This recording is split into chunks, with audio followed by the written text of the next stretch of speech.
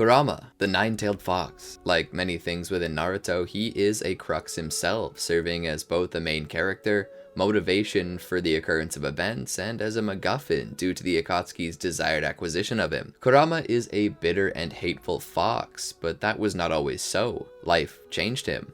Originally planned by the Sage of Six Paths to be a venerated and loved creature who would serve as a moral guide and guardian, this majestic creature would eventually find its heart turned due to the vileness of mankind. The purity of his purpose twisted from justice to vengeance. This was what became of Kurama. Kurama, much like many others, was a being living a life that was not his choice. He would certainly have loved to be what the sage had planned him to be all along, to continue his purpose. But this was robbed from him by the various madmen who sought to protect villages or destroy them. Not to call Hashirama a madman, but he was a bit of a madman. Criticized Modera for using the NineTails as a weapon, Hashirama not only did the exact same thing, but he took it 8 steps further by collecting the other tailed beasts and distributing them among the nations to be used as weapons and deterrents. It's true what they say, men of peace begin wars. I know Hashirama did his best, but it's obvious that he, as well as many others, have been accused of that one thing that various Eastern folktales and parables warn not to do. In various Shinto, Buddhist, and Hindu stories, men of greed and conquerors tend to use the land and its bounty as fuel for war or to reshape the land. This generally sees nature kick back violently, becoming hostile towards mankind, actively seeking retribution for the abuse. This is the same type of story that Naruto tells. Kurama, described as a force of nature, is both imprisoned and forced to do the bidding of a man against his will until Naruto frees him. Modera, Hashirama, Konoha, the Akatsuki, the Otsutsuki, all of these sought to use Kurama, sought to use the various forces of nature for their own ends, causing upheaval in the world of Naruto. Naruto himself being the only one trying to set things right. This is why Naruto was the only one worthy of Kurama's power. He did not plan to use it for personal gain, but to maintain the delicate balance in nature that had been disturbed in the past by his predecessors, both heroes and villains, protectors of the village and destroyers of villages, by those who wrongly seek their own gain and by those who misguidedly believe that they're doing what is right for mankind and the world. Naruto managed to overcome it to protect people and their freedoms, which is one reason why people are so drawn to him. As we know, Kurama was a force of nature, embittered by the enslaving of his power to the unjust and unworthy. But for a moment, let's stop and assume Kurama's actions as protector and justifier were out of a place of love for mankind and not simply duty. Let's assume Kurama never hoped to do evil to others and instead never gave up on humanity, realizing that they were lost to themselves and needed a guide, someone who could lead them back to peace. So moving forward, let's try for that type of story and see where it takes us. Welcome to the Amagi. Before we begin, we publish a new video every day, so be sure to subscribe to our channel and ring the bell to get notified about our latest videos. Also, we just released some brand new merch. If you'd like to show your support for the channel even further while at the same time repping stylish clothing, be sure to check that out as well. The store is linked below. YouTube's been unsubscribing users from channels lately, so if you're a fan of us, please do us a favor and double check to see if you're still subscribed. It only takes a second and it helps us a ton here at Amagi. And with that out of the way, let's get into the video. Our story will begin where it all started for Kurama, his birth by the sage. The sage, protecting humanity from the Ten-Tails, sealed it into himself. However, he knew that upon his demise, the power of the Ten-Tails would be reborn into the world and would bring the world to its knees. So rather than merely dying and letting the Ten-Tails go on unopposed, he instead would go about splitting its chakra into 9 pieces, which he would then form life out of by using his yin-yang release creation of all things technique. Kurama would be formed alongside each of its brethren, the tailed beasts, with Kurama receiving 9 portions of the Ten-Tails power, and each other beast gaining a portion of the power by the number of its tails. Kurama would be sent away to a temple in the Land of Fire where it would be watched over by the residents there, and in turn he would watch over them. Kurama viewed the people and their toil, their hard work and love and capacity for growth and change, and as he did so, he felt a semblance of what the old sage had spoken about. He felt connected to them through their shared chakra. This was Ninshu. Kurama would serve as a defender and as a mediator between clans, helping them find common ground and compromise, and when the evil hearts of men grew black with greed and bloodlust, he would step in to wipe them out, even if he truly hated the concept of killing. What good was pacifism if it did not protect life? He would step out of his comfort zone to kill, but only if he knew it would save the lives of and benefit the greater good. That was his own Nindo, to protect those who needed protection with his great power. After all, with great power comes great responsibility. But as he stepped out of his comfort zone to protect those he loved, he found people either growing afraid of his power or coveting it. And among the latter, multiple groups would come to his temple to take him. Despite his warnings of their foolish desire and erroneous beliefs, they pressed forward and would in turn be defeated by him. The first people to ever marginally succeed were the Gold and Silver brothers, who managed to seal some of his power by devouring the lining of his stomach. Boy, was that a rough 2 weeks. He had one friend, a servant girl named Nina, who would often come to him, not merely as a servant, but as a pal. She was close to him. She was an orphan, an outcast, yet her heart was kind and pure. She loved Kurama, and as he looked upon her face and saw the lines on her cheek like the whiskers of a fox, he felt an almost familial bond with her. She noticed he had stopped eating. He was merely laying in his temple, his countenance dreadful. She would ask her friend what was wrong. He would explain that his stomach was in pain. He believed that he made a mistake eating the Gold and Silver bros, and he was now experiencing the most painful indigestion for the past few weeks. She would sympathize with the fox, bringing him herbs such as mint to chew on in hopes that it would settle his stomach, but it only grew worse. She would kiss his nose and say that she had one last idea and he wouldn't like it, but it would be sure to make him feel better. He would tell her that he was willing to try it to rid himself of this pain. She would bring him some bitter herbs and various things that he could chew on and eat. This would force him to vomit. Upon doing so, the Gold and Silver brothers would be forced out. For a time after, he still wouldn't eat, but the pain in his stomach slowly receded. Nina would visit him once more and tell him how proud she was of him and how much she loved him. Kurama's heart was wide open to this child. He would tell her of his heart and his dreams, and he would carry her upon his back, allowing her to see the world from a mountaintop view. But great things don't last. Wars were waged. Wars between the Senju and Uchiha. Wars between the villages and the fledgling governments that formed. Eventually, Nina stopped coming to his temple. He began to wonder if it was something that he had done. Did he offend her? Did she stop caring? For a time, he respected her wishes, but he desired to know, so he would get up and travel to her village, only to find it burnt to ashes, bones laid scattered, charred and picked clean by the buzzards. In that moment, he knew that Nina was dead, and that he was once more alone. Have you ever seen a tailed beast cry?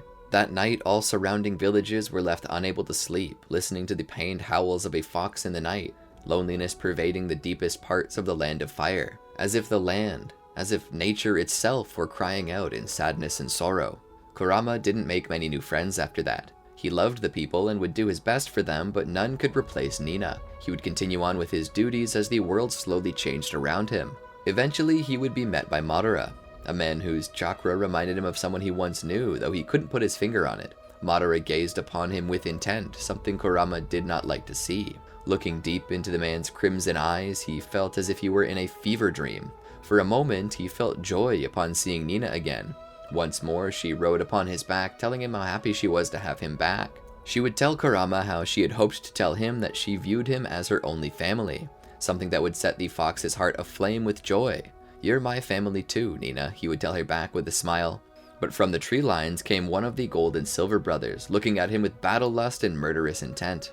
Kurama would tell Nina to leave him and run. Instead, she vowed not to, looking into his eyes, telling him that she would never leave him to fight alone again. For a moment, he caught a red glimpse in her eye, but perhaps it was his imagination. She went down to attack Kinkaku. As she did though, Kinkaku displayed abilities that could only be attributed to consuming Kurama's flesh. Kurama would then also join in the battle, his tails dragging through the ground, scarring the land. Suddenly, he found himself facing a mirror of himself, something frightening. And Nina was atop him. She spoke into his ear, "Let my love be your armor." Suddenly, Kurama was coated in majestic purple armor, and he felt as if he could do anything. Nonetheless, he was knocked back and defeated by his doppelganger, and Nina was slaughtered. This caused Kurama to cry out for her in rage, but suddenly he woke up. He was in the darkness under the full moon, and below him was not Nina and Kinkaku, but Modera and Hashirama. Kurama, still in a rage, would attack the Hokage, but would be subdued by wood release. When the hand that bore the kanji for sit was pressed against his head, he felt an overwhelming calm.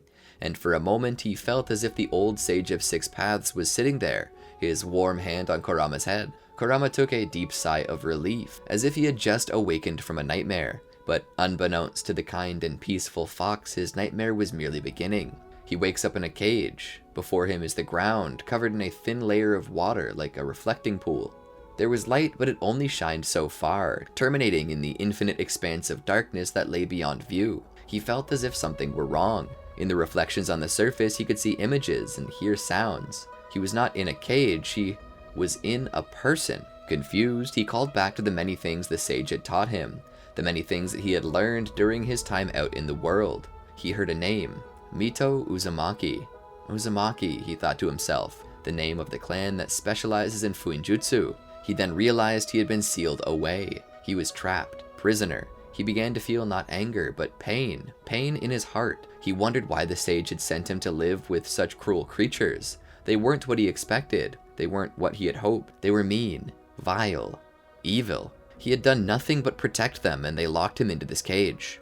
He would cry from the betrayal, something Mito would note. She would tell her husband that she felt not anger or hatred from the beast. She instead felt betrayal and sorrow, the gentle tears of a large yet broken heart. Inside, Kurama could do nothing else but take in the sights Mito did and try to comfort himself. But how? How could he comfort himself so long as he was in this cage?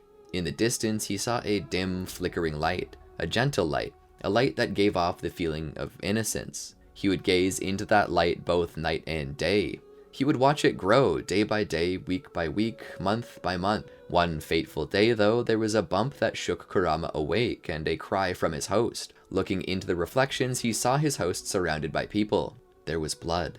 She cried out, not for her own life, but in fear of something lost. He looked up at the light and saw it growing dimmer. He was not looking at some star in the distance, nor a blue flame from a sconce lit under mysterious circumstances. He was looking at a baby, the soul of one yet to be born, and it was going out. His host was pregnant, and something tragic was happening. She must have been harmed, and now the baby. She was losing her baby. She cried out for help, for mercy, for her baby, for her child. Kurama couldn't let it happen. He couldn't watch something so innocent die. He knew humanity could be cruel, but they could also be innocent. This one was innocent. Perhaps in its life it would lose that innocence or be robbed of it, but for now there was no fault or blame in its heart. He couldn't stand to let it die. He reached his hand out for it beyond the cage and suddenly found a flickering blue flame, the sounds of a distant newborn crying for the life it had yet to know. He brought it close to his chest and closed his eyes, letting the warmth of his body bring comfort as he began to supply new chakra to it.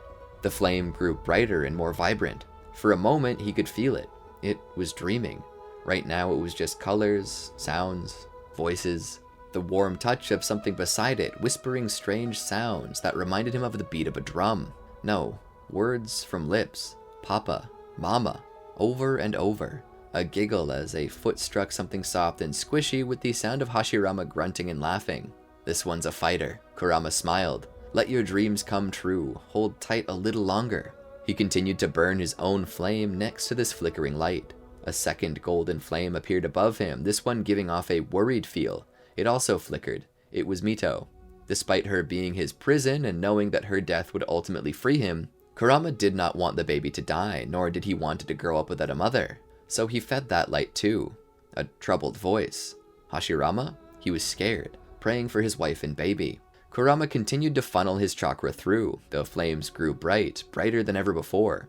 Once they were safe, Kurama let the blue flame go. It echoed a giggle through the darkness as once more it returned to where it had come from. Eventually, time would pass, and suddenly, a scream. Agony, pain, passion, the chains to his cage undone.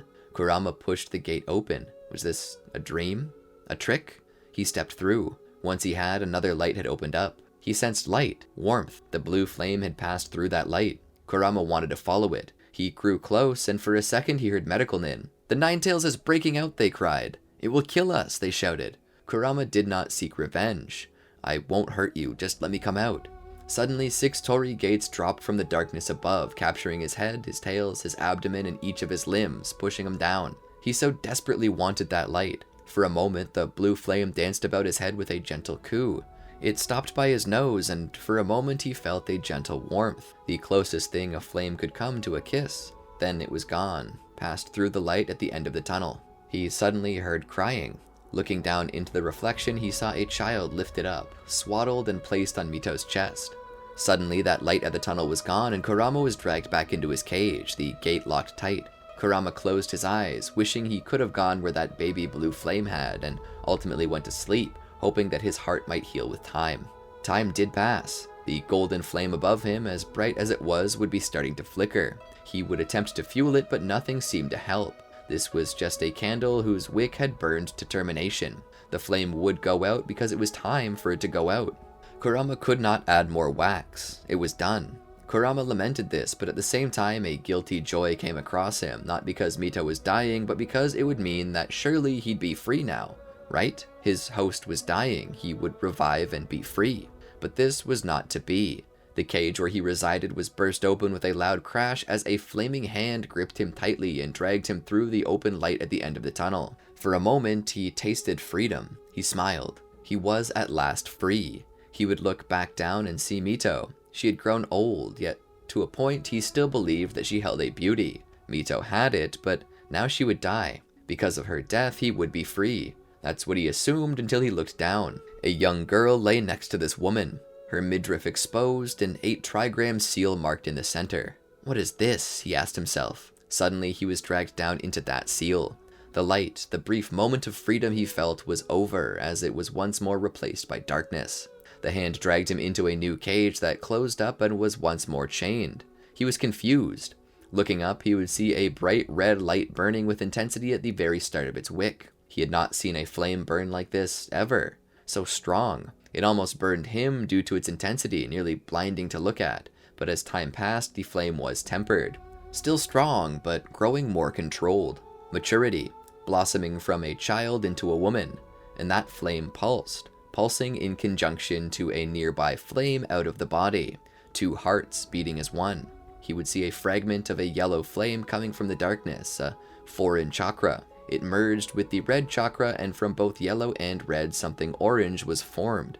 Another small flickering light.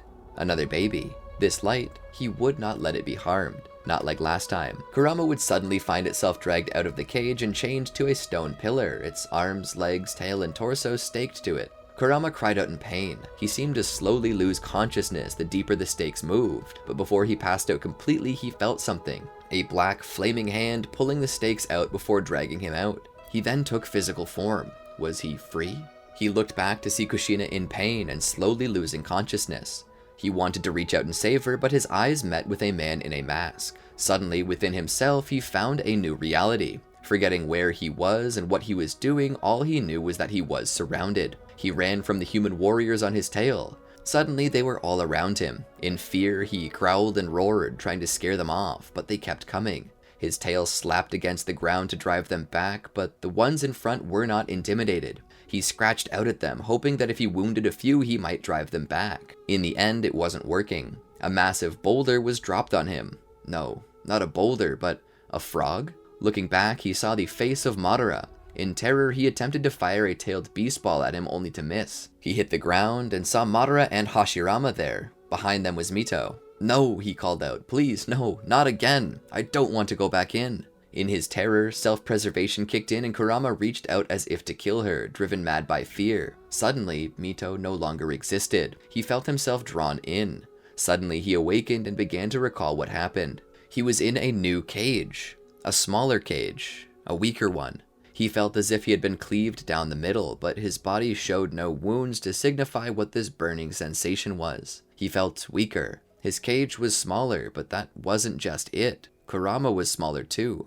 Something was wrong. Something was missing. He looked up and saw that orange flame again. He heard words and saw an image in the waters. Naruto. He looked up at the light. Naruto, that's you. You were the baby that was in the cage with me. It flickered, not giving any response. There was a hint of a red flame and a yellow flame waiting in the darkness in the corner.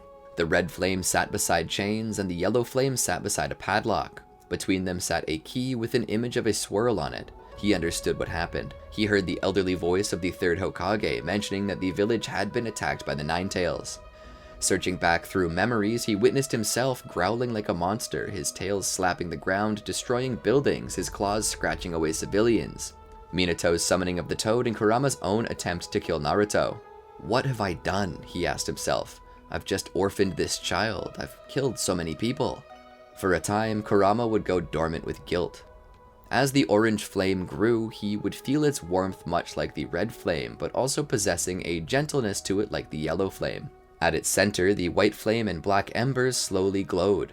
Kurama would listen to the conversations. He heard the sound of people cursing, spitting. He heard the sound of a child crying as the little orange flame grew dimmer. Naruto. Kurama would raise his hand to the flame. It was barely out of reach, but it would drift down with the sounds of sniffling and crying. Kurama would pull it into his chest. Please don't cry. Suddenly, that flame was no longer a flame. A child stood outside of the cage, looking on with terror and awe. Kurama looked at the child from within the cage, his eyes full of kindness. He slowly, gently lowered his head and pushed it into the light, coming to the edge of the cage. The child seemed to take a step back. I won't hurt you, Kurama said to the nervous boy. Naruto, that's your name, right? Hi, Naruto. I'm Kurama. Would you like to talk? I can't help but notice that you seem lonely. Do you want to talk about it? The fox would stick its finger through the cage and stop just short of Naruto, who would look at the claw with some hesitation. But looking into Kurama's eyes, Naruto would touch it. Hi, Kurama, he would say. My name is Naruto. What are you doing in that jail cell?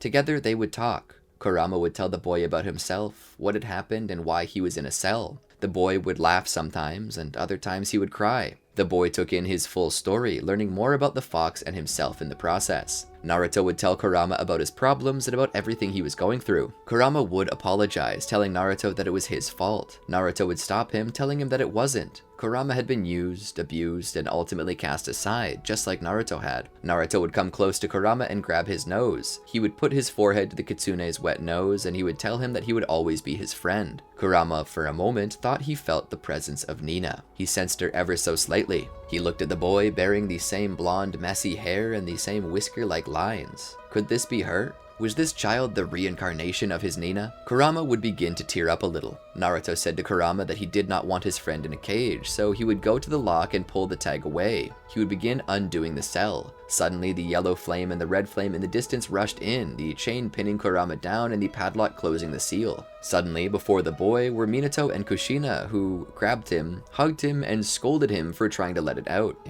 Minato held his son firmly while Kushina looked into his eyes and told him to never remove the seal, as Kurama would leave his body and let him die. Naruto shook his head. No, Mama, that fox is a nice fox. He won't hurt me. Minato would look to his son. Naruto, he already tried. When we were sealing him away, he tried to kill you. Naruto would look to his father. He was under mind control. He didn't know if it was me or you. Naruto would look down, placing his hand over his chest. I don't know why, but I know he's not dangerous. I feel it. In my heart, I know he's my friend. I've always known. Minato would look at the fox, and Kushina would approach the cage. What lies have you been feeding him? Kurama would come to the edge of the cage. I have not lied. I told him the truth only, even my part in your deaths. Kushina would call him a liar. Kurama would reach out gently and touch her head. Suddenly, she would see everything, his entire history, something that would drive her to tears. You nursed Naruto. You kept him warm. You saved Mito, and my life too. Minato would come to the cage. What is it? Kushina would turn to Minato. We were wrong. We were so wrong. He isn't a monster, Minato. He's a guardian. Minato would be surprised as Kushina told him everything. Minato looked forward at the fox and put his hand on the cage. He then looked back at Naruto. Seeing Naruto's memories and the reflection of the surface of the water, Minato would then turn back to Kurama. Can you ensure his safety? Keep him happy? Kurama would nod. Minato would look back to Naruto and take his hand. A swirl pattern would appear on Naruto's hand as a formula would appear up his arm. This is the key to the lock, Naruto. In the end, it's your decision. Your mother and I want you to be happy, so it's your choice. Just remember, no matter what happens, we will always love you. With that, they disappeared. Naruto would walk to the cage. Kurama, Mommy and Daddy said I would die if you leave, but I don't want you stuck here forever. My life doesn't mean anything. Please, be free. Naruto would undo the seal, removing the cage. Kurama would step out as he would see the light at the end of the tunnel. He would look down at the child though. He would come down by the child's side. It means something to me. Naruto would look over. Huh?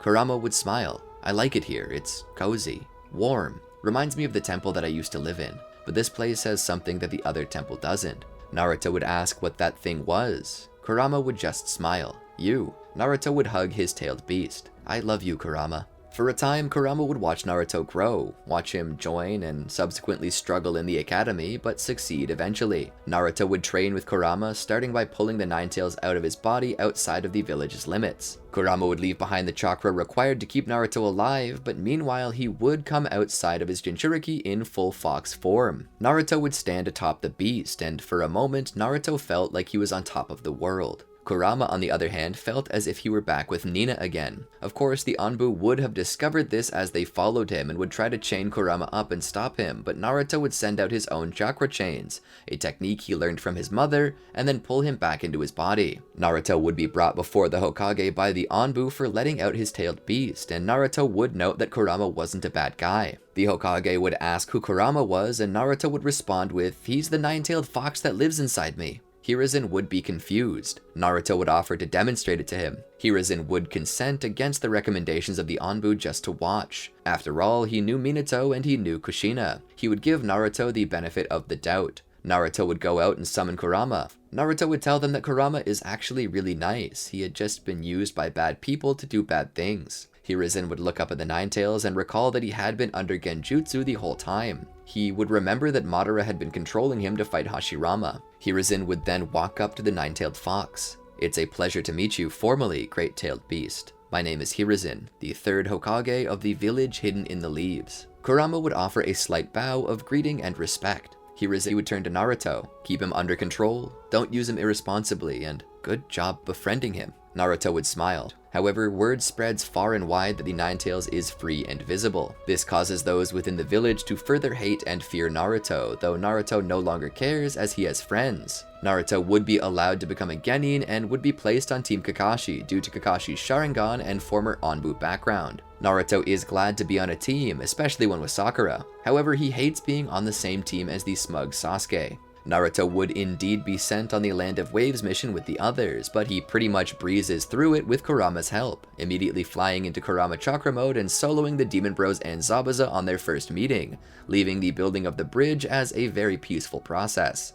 Naruto would return to Konoha where the Chunin exams would begin. During this time, Naruto meets Gaara, who, like him, is a Jinchuriki. Now, if you think everything is going to be sunshine and rainbows, you're mistaken. The Akatsuki aren't going to just pass up two golden opportunities to grab the tailed beasts. Given how much they know about Naruto and his very public tailed beast, now would be the perfect time. The entire village will be preoccupied with the Chunin exams, and so now would be the perfect time to join in. After the written test, they do the Forest of Death, but during this time many shinobi have snuck into the events, including Itachi and Kisame. The perfect time to grab them would be during the second test. As such, Kisame is sent after Gaara, whose team is close to breaking the record for fastest completion. Itachi is sent for Naruto, but he doesn't plan to take him, as he knows that Sasuke is there and would like for this to be a spectacular message to Konoha that the Akatsuki are after the tailed beasts. Itachi would go to attack them, but would find them already under attack by Orochimaru. Itachi would step between them all, and Orochimaru would exclaim that it was the weasel himself. Itachi would fight back against Orochimaru as Sasuke and Sakura are too scared to do anything. It's then that Sasuke would be confused.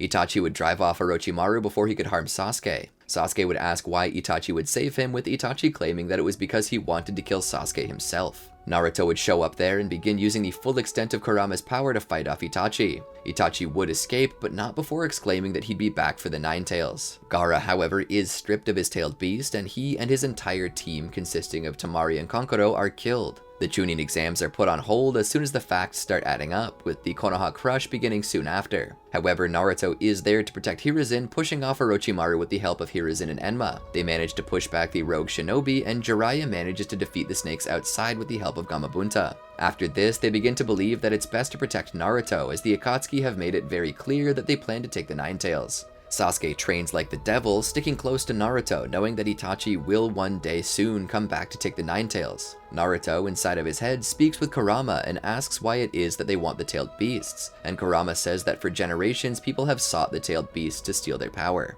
He tells Naruto that they can't be allowed to all come together or something bad will happen. Naruto asks what exactly would happen, and Kurama would state that it would be the return of the god tree that kills the world. Naruto would tell Hiruzen, who would search vigorously for quite a while to find out what that means. During this time, Hiruzen would have Naruto guarded by his most trusted student, or at least the only one available at the time, Jiraiya. And Jiraiya, upon learning that Naruto may or may not be the child of prophecy due to having a deep friendship with the NineTails, would begin training him. However, Sasuke demands to be trained as well, stating that he needs to be strong enough for when he has to fight Itachi. And so Jiraiya begins to teach them, showing them both Rasengan and Sage Mode.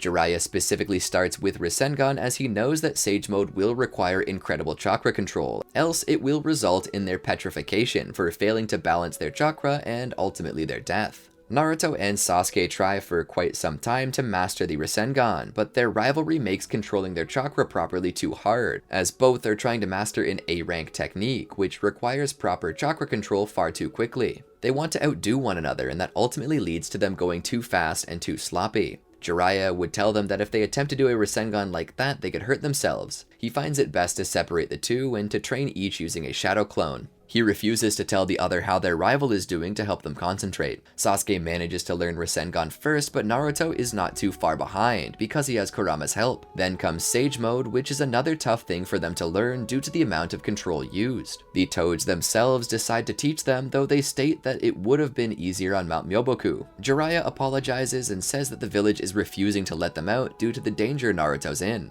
So they continue to learn. Their training and mastery consumes about 3 years of time before they're at the level where they feel comfortable fighting the Akatsuki. During this time, Leaf Shinobi have been out looking for the Akatsuki. The criminal organization have been traveling around and taking tailed beasts. However, during the 3 years that Naruto and Sasuke trained, Hiruzen called a summit with the other Kage and informed them of the situation and the threat that the Akatsuki had formed. The Kage all begrudgingly agree to cooperate and attempt to flush out and eliminate the Akatsuki. To that end, they begin mobilizing and protecting their tailed beasts just as Konoha does. However, they have to contend with these 6 paths of pain after it becomes obvious that the Akatsuki have lost the element of surprise. Pain and Toby launch 2 strikes together at the same time. It becomes a somewhat winning strategy, but the one thing Toby didn't expect was that his absolute defense would be defeated through the counteractive abilities of Kakashi's Sharingan. With this, they manage to strike Toby and discover his true identity as Obito Uchiha. He's defeated by the combined effort of Kakashi and Naruto while the rest of the village attempts to face Pain. It becomes obvious that they can't win alone, but Naruto shows up riding on Kurama's back. Together they face off against Pain, and with Kurama's help they would beat the 6 paths. However, they continue to resurrect over and over with the help of the Naraka Path's King of Hell technique. Naruto would know that the only way to stop Pain would be to find the real him and defeat him. Using Kurama's ability to sense emotions, and the Sage Mode's ability to sense chakra, Naruto would discover the hidden papier-mâché tree in the distance,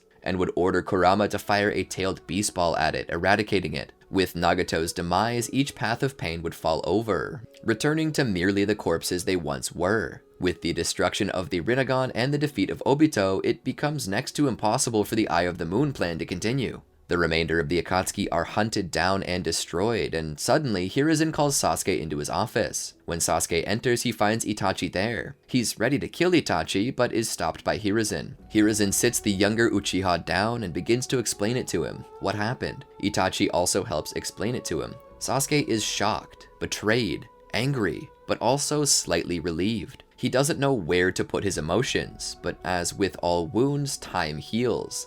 Naruto and Kurama would sit there together, looking over the land of fire as the sun begins to set. Naruto smiles and tells Kurama that he is truly his best friend. Kurama would return the sentiment. He thanks Naruto for everything, and Naruto in return thanks Kurama for being there for him. From this point on, things continue to occur. With the Eye of the Moon plan scrapped, Toneri likely wouldn't want to destroy Earth, but he certainly would come down to Earth to introduce himself to Hinata. However, as she gets to know him, she realizes that he is a very special man and slowly begins to actually fall in love with him. Taking some time to live among Hagoromo's descendants, he would come to realize that maybe the version of Hamada's will he had been brought up to believe was incorrect. When Momoshiki shows up, Naruto and Kurama are in perfect sync, and with the help of Toneri, Kakashi, and Sasuke, they manage to defeat him. But Ishiki is another story. Toneri would likely tell Hanabi of the threat and ask her to make a sacrifice, saying that he can stop it if she does so. He asks for her eye. He tells her that it's merely a loan, and so she agrees. Toneri would awaken the Tenseigan and use it against Ishiki. He would manage to use its abilities to seal him into a new moon and shoot it off into space. Or, you know, maybe this is just me desperately trying to find a way to not have Kurama die due to using Baryon mode. I want Kurama to live. Did you enjoy our video? Well, then be sure to check out these other great videos from the Amagi, and make sure to subscribe and ring the bell to get notified about our latest videos.